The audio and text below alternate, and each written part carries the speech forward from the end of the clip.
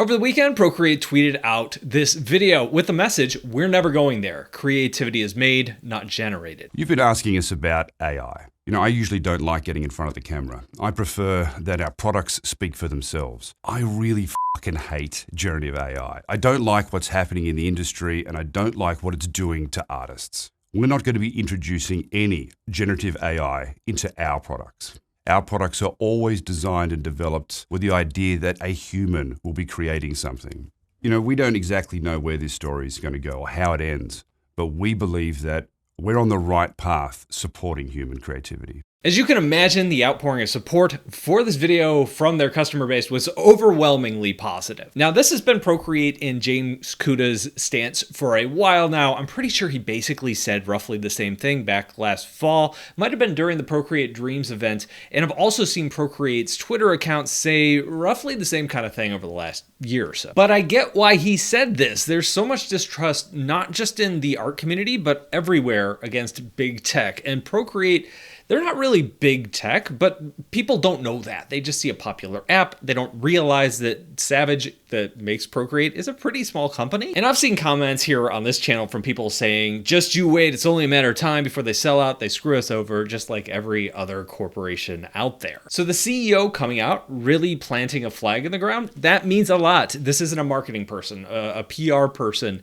This is the guy calling the shots. Also, Procreate, not a publicly traded company, so they don't have a grow at all costs mindset. It's so refreshing. We have too many corporations and not enough businesses nowadays. What's also interesting here is he's not just talking about having AI generation in the app, the text to image generation that you see online. He's also talking about not using your data that you create in the app to train AI either, reinforcing the privacy in general of their app. Right now, Procreate doesn't have any cloud features. They're not saving your images online, at least not right now. So it's not an issue anyway. But again, a lot of people don't necessarily know that or understand that. So just stating that clearly, stating your values is a good call. Other exciting news of the week. In fact, this is potentially bigger news than the Procreate story. It's the lawsuit that's against some of these AI companies. It has finally been given the green light to go forward. Now, this is the suit that alleges that tech startups, including Midjourney, Stability AI, have violated various laws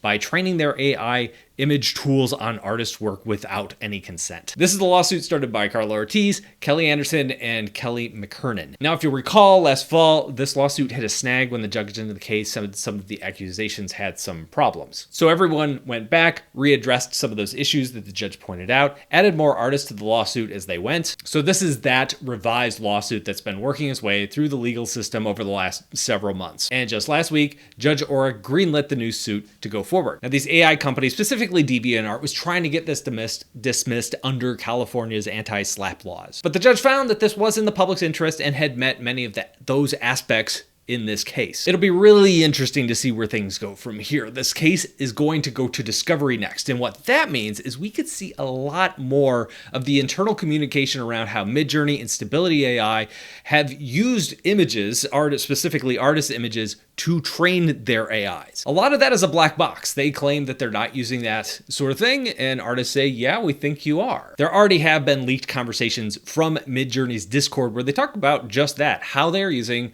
artist names and categorizing them and then distilling them into styles so as to, quote, launder the data. This was also included in this revised lawsuit, and it's pretty darn clear looking at the output of these models, what images they are creating, that this is just the tip of the iceberg. So you're telling me the billions of images that you put into your machine looked like this, but the model then outputted images that look like they were made by the human artist you happen to compile on this list. And that just magically happened. The AI just knew to do that. No human input here. Cool. The other part worth keeping your eye on is the defense that these companies are not storing the original images used in these models.